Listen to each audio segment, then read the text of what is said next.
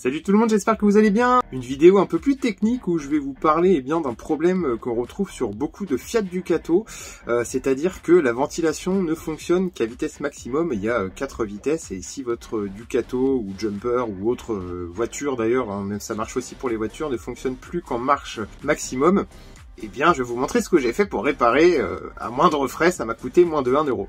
Voilà, le problème se situe ici. Alors quand j'ai eu le camping-car, c'est vrai que j'avais pas forcément testé la ventilation. Le propriétaire m'avait d'ailleurs dit que la clim ne fonctionnait pas.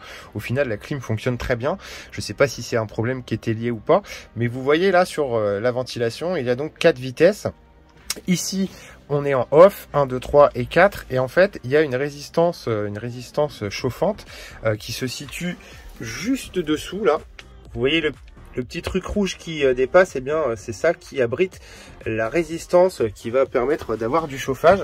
Et ce qui se passe en fait, c'est que dans cette résistance, eh bien, il y a un fusible thermique qui, 90 fois sur 100, eh bien, est responsable, puisque la ventilation, la vitesse sur 1, 2 et 3 est régulée par ce fusible thermique, tandis qu'en vitesse maximum, en vitesse 4, c'est un circuit direct en 12 volts, donc il n'y a pas besoin de résistance et le ventilateur tourne à pleine puissance. Donc si vous avez un véhicule eh bien, qui tout simplement ne fonctionne plus en vitesse 1, 2 et 3, il suffit de changer cette résistance thermique.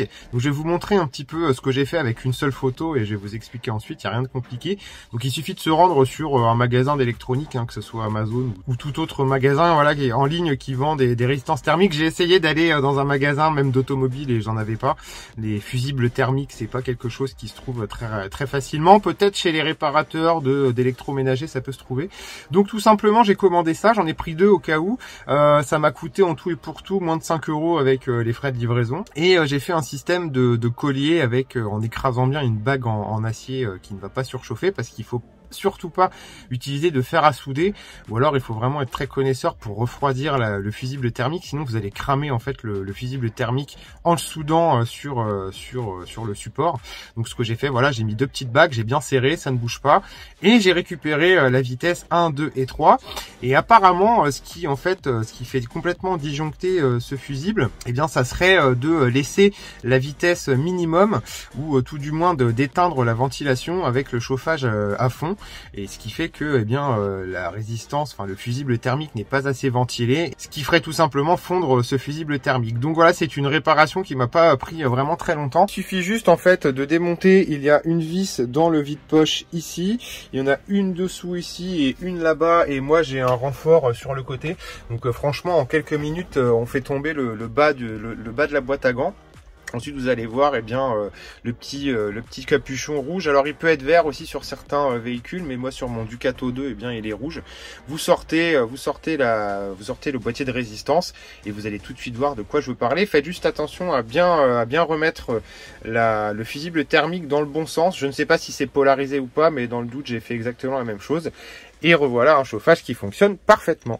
Donc si jamais vous rencontrez le même souci que moi, eh bien vous pouvez vérifier si ce fusible thermique est cramé ou pas, tout simplement en prenant un câble électrique quand même assez épais, et vous chantez le fusible, vous mettez le fil à un endroit et à un autre pour que le courant ne passe plus par le fusible thermique.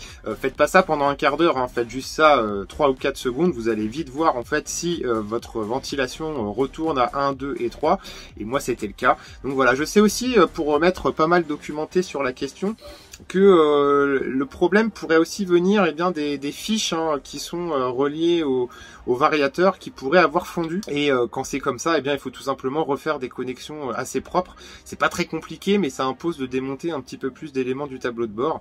Donc voilà, c'est des pannes qui sont vraiment pas compliquées, mais voilà, ça m'a évité de racheter en tout cas tout le bloc thermique et aller à la casse. À la limite, j'aurais pu y aller, mais visiblement, comme c'est un peu la maladie des Fiat Ducato et des véhicules de cette époque-là, j'avais une chance sur 2, voire un peu plus, de trouver un bloc thermique qui était aussi HS. Donc j'ai préféré acheter des résistances. J'en ai une deuxième. Il se raconte aussi que si le flux d'air n'est pas assez important, c'est des choses que j'ai lues sur les forums également, eh bien ça pourrait venir du filtre d'habitacle qui serait encrassé et qui de ce fait ne ferait pas passer assez d'air, ou alors ça pourrait être aussi le ventilateur en lui-même, le pulseur, comme il faudrait l'appeler communément, eh bien il suffirait également, si votre pulseur est un petit peu capricieux, moi le mien il raccroche pas du tout et il tourne plutôt bien, eh bien de le huiler, de le graisser et de le démonter, de le dépoussiérer, ça pourrait être aussi une piste intéressante. Donc voilà, j'espère en tout cas que cette vidéo eh bien, vous aura servi à quelque chose. Si c'est le cas, n'hésitez pas à laisser un petit pouce bleu, je vous invite aussi à vous abonner à ma chaîne si ce n'est pas déjà fait pour d'autres tutos. Il y en aura d'autres forcément, je découvre tout l'univers du camping-car et je me renseigne et je répare par mes propres moyens tant que c'est possible. Et n'hésitez pas non plus à me suivre sur Instagram, Sadako Van Life, pour suivre un petit peu les aventures de manière plus régulière. Salut tout le monde!